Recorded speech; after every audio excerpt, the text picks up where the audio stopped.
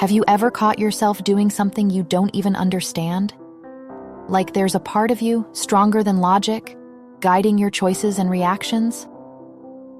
What if I told you there's a deep reason for this?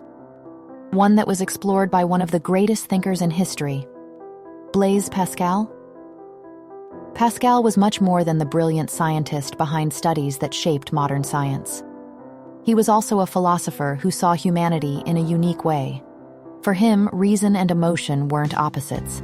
On the contrary, they were essential and inseparable parts of our human experience. He captured this in a quote you've probably heard. "The heart has its reasons, which reason knows nothing of." Imagine gaining a deeper understanding of these reasons of the heart that guide us. It's like discovering a hidden map to your own emotions, understanding the decisions you make, and even those reactions that seem to come out of nowhere. Pascal's ideas are the starting point for what we now call emotional intelligence. The ability to understand and balance our emotions to make more conscious and authentic choices. If you're curious to see how emotional intelligence can transform your life, stay here with me. Let's explore together how reason and emotion complement each other and how this understanding can lead you to a lighter, more fulfilling life. If you haven't subscribed to the channel yet, take a moment to do it now so you don't miss out on more content like this. After this introduction on the connection between emotion and reason, let's dive into what emotional intelligence really is. Put simply, emotional intelligence is the ability to identify, understand, and manage our own emotions as well as the emotions of others. This skill is what helps us respond in a balanced way, whether in happy or challenging moments, and it enables us to build stronger, healthier relationships. What's interesting about emotional intelligence is that it recognizes something essential. Our emotions aren't the enemies of reason. In fact, they have a lot to contribute when it comes to making decisions and understanding the world around us. This definition isn't perfect, but thinking of EI as this balance between reason and emotion gives us a great foundation for developing this skill in our own lives. How do you define emotional intelligence? Share your thoughts in the comments. To develop emotional intelligence, the first step is learning to identify our emotions. It might seem simple, but recognizing and naming what we're feeling is crucial. Think about emotions like fear, joy, sadness, anger, or surprise. Each one signals something important about how we're reacting to situations around us. Identifying our emotions is also key to recognizing these same emotions in others, which we call empathy. This emotional literacy acts like a dictionary of feelings that helps us better understand what we're experiencing and build deeper connections with people. When we can label our feelings, whether noticing anger or joy, we gain clarity about what we truly need and how we want to respond. Now that we know how to identify our emotions, the next step is to try to understand what causes them. Understanding our emotions means looking for the root behind each feeling, understanding the context and circumstances that trigger them. For example, if you're feeling sad, it's worth asking yourself, what exactly brought up this sadness? Was it something that just happened, or is it tied to a memory or expectation? This understanding is essential because it helps us see that every emotion has a story and a reason for showing up. By identifying these triggers, we gain a clearer perspective on why certain emotions arise at specific moments. This knowledge allows us to handle emotions more calmly and with less reactivity, both within ourselves and in our interactions with others. If you've made it this far, please give this video a like. It really helps YouTube keep sharing my content so I can continue spreading this important message to you and others who want to learn about emotions. All right, the next step in developing emotional intelligence is emotional regulation. Regulating emotions means learning to manage them in a healthy way rather than letting them control us. But this doesn't mean suppressing or ignoring what we feel. The goal is to find ways to handle emotions so we can express them in a balanced and constructive way. For example, in moments of anger, taking a deep breath and pausing before responding can prevent impulsive reactions we might later regret. But it's also important to express ourselves clearly so that we feel satisfied and protected. Or when we're feeling sad, it might help to talk about it, sharing with someone and allowing ourselves to be vulnerable. Emotional regulation doesn't eliminate what we're feeling, but it allows us to process these emotions and respond in a way that respects both our own feelings and what others are going through.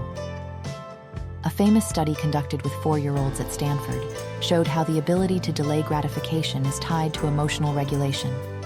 In the experiment, each child was left alone in a room with one marshmallow and given a simple choice: eat the marshmallow right away or wait a few minutes to receive a second one. Some children managed to resist, finding creative ways to distract themselves, like covering their eyes, humming, or even turning their backs on the treat. Those who waited for the second marshmallow later showed throughout their lives a greater ability to manage stress, handle frustrations, and even achieved more academically. This experiment illustrates how the ability to delay gratification is linked to strong emotional regulation, showing that self-control and patience can lead to lasting benefits. The marshmallow study makes us think about the long-term effects of emotional regulation. Those who develop this skill early on tend to build stronger, healthier relationships, handle challenges better, and often experience more success in their careers. Some people seem to have a natural calm, like nothing can shake them. Others have to work a bit harder to keep their cool in tough moments. But here's the good news. Emotional regulation isn't a fixed trait. Even though some people may naturally find it easier to stay balanced, anyone can develop this skill with practice and dedication. Be sure to subscribe to the channel to get fresh content 4 times a week. All right, let's continue on emotional regulation with an example. Imagine 2 friends, Anna and Laura, who couldn't be more different in this area. Laura has always been the kind of person who, even in tense situations or when faced with criticism, can stop, breathe, and respond calmly. Her friends and colleagues admire this about her, and it's common to hear people say, "Nothing gets to Laura." Anna, on the other hand, finds herself on the opposite end of the spectrum. At the slightest sign of frustration or criticism, her face heats up, her heart races, and the words come out before she has a chance to think. These impulsive reactions have led to arguments at work and at home, and Anna feels that something needs to change.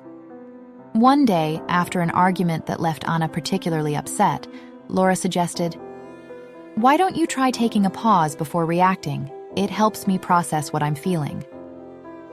Anna had never considered that something so simple could make a difference, but she decided to give it a try. Anna's journey began with small changes. In the first few weeks, she made a commitment to pause and take a deep breath whenever she felt her emotions starting to rise. She practiced breathing techniques, wrote down what she was feeling, and even began meditating briefly before important work meetings. Sometimes she would listen and think before responding to criticism, even if she still felt the urge to snap back. Over time, though, the consistent practice began to pay off. Anna started feeling more in control of her reactions and noticed that her responses became clearer. Through all these steps, it became clear that despite all our rational abilities, we are deeply emotional beings. Emotions are central to our lives, influencing everything from small decisions to big choices that shape our paths. As emotional beings, our ability to handle these emotions in a healthy and mindful way makes all the difference. Think about how emotional intelligence and emotion regulation allow us to face challenges and build stronger connections with those around us. As we saw with Anna's story, it's not about suppressing or avoiding emotions, but about learning to manage them in a way that helps us grow and connect more deeply with who we are and what we value. By developing emotional intelligence, we acknowledge our humanity. We are indeed emotional beings who think. So, after exploring all this, how do you feel about your own emotions? Maybe you've already noticed the impact emotional intelligence can have on your life and relationships. Learning to understand, accept, and ultimately regulate your own emotions is a process that requires patience, but it profoundly changes how we view the world and handle challenges. Remember, emotional intelligence is a continuous learning journey. Every experience is an opportunity to practice and grow. And if this journey feels challenging, know that you're not alone. Share your reflections and experiences with others, seek support, and allow yourself to walk this path. After all, developing this skill is a gift not only to yourself, but to everyone around you. Thank you for watching. Don't forget to subscribe to the channel, give it a like, and see you in the next video.